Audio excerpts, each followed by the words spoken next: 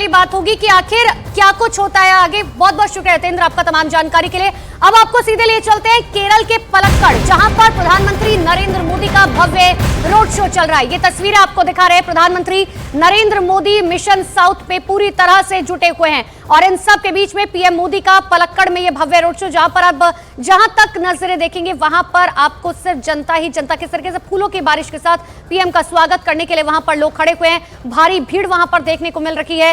लोग पीएम मोदी का स्वागत फूल और मालाओं के साथ कर रखे हैं। देखिए, मिशन साउथ पर पिछले कुछ दिनों से हम लगातार देख रहे हैं कि पीएम की तरफ से जो है सबसे ज्यादा फोकस शुरुआती दौर में वो साउथ ही रहा है और मिशन साउथ पर किस तरीके से पीएम जो है वो निकल चुके हैं। अभी सबसे पहले ताजा तस्वीर आपको दिखा रहे हैं, सीधी तस्वीरें दरअसल ये, जहां पर पीएम मोदी एक भव्य रोड शो कर रहे हैं। देखिए, केरल की हम बात कर रहे हैं। यहां पर आप चुनावी गणित भी समझने की कोशिश कीजिए कि आखिर किस तरीके से केरल लोकसभा चुनाव के नतीजे जो हैं वो क्या कुछ कहते हैं। कांग्रेस के पास 2019 के चुनावी नतीजों में 19 सीटें थी। साथ ही एलडीएफ की बात करें तो 1 सीट, भारतीय जनता पार्टी के पास 0 सीट, वहां पर एक भी सीट जो है हाथ में नहीं आई थी भारतीय जनता पार्टी का। और शायद यही वजह है कि मिशन साउथ पर पूरी तरह से प्रधानमंत्री नरेंद्र मोदी का फोकस है। अब आप वहां पर जातिगत समीकरण भी एक बार समझिए।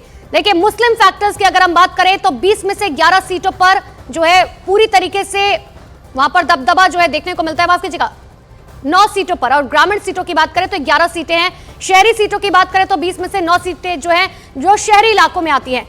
और ईसाई फैक्टर की बात करें तो 20 में से 9 ऐसी सीटें जिन पर ईसाई फैक्टर सीधे सीधे काम करता हुआ नजर आता है।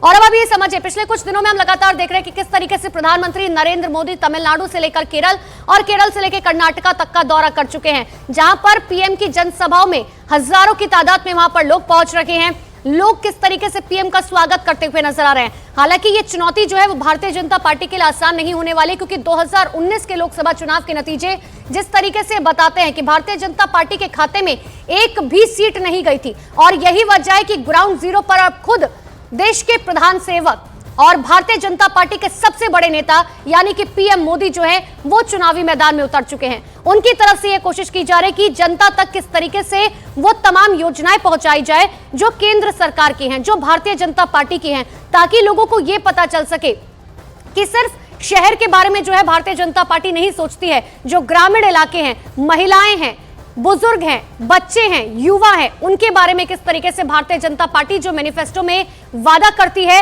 वो पूरा करके दिखाती है।